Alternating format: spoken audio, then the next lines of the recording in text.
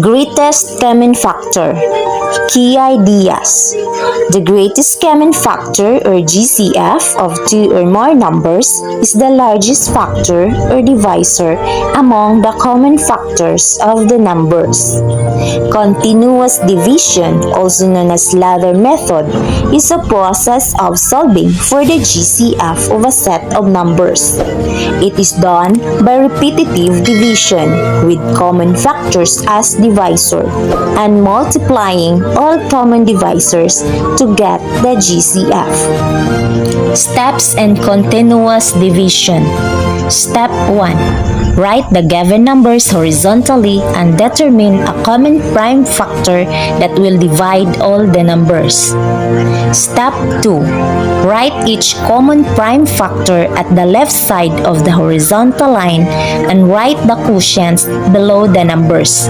Repeat the process until there is no common prime divisor. Step 3. Multiply all the prime divisors, which is the GCF. So let's have an example. What is the GCF of 18 and 27?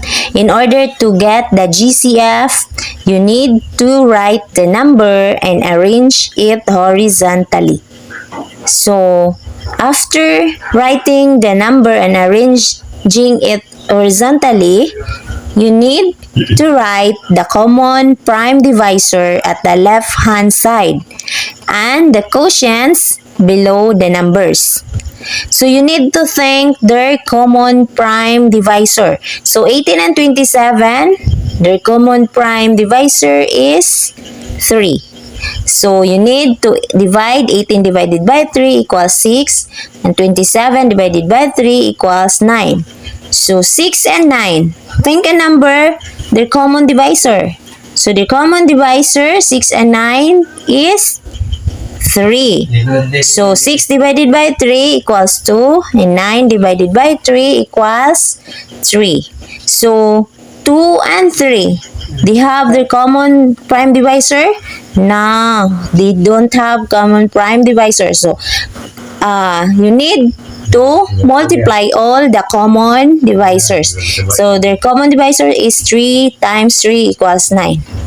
So remember, you need to multiply all the common divisors. So 3 times 3 equals 9. So the GCF of 18 and 27 equals 9. Another example, what is the GCF of 60 and 80?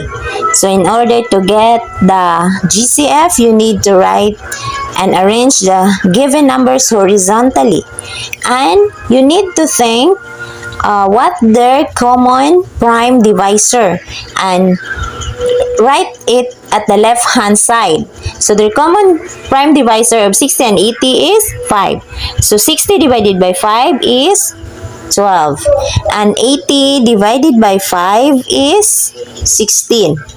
So 12 and 16, think the number of their common prime divisor. So their common prime divisor is 4. So 12 divided by 4 is 3. And 16 divided by 4 is 4. So 3 and 4. Is there common prime divisor? No. There's no common prime divisor. So you need to multiply the common divisor. The 5 times 4 equals 20.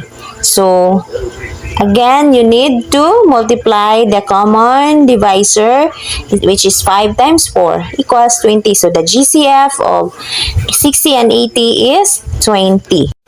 So try this with yourself using the continuous division method. So try to find their GCF.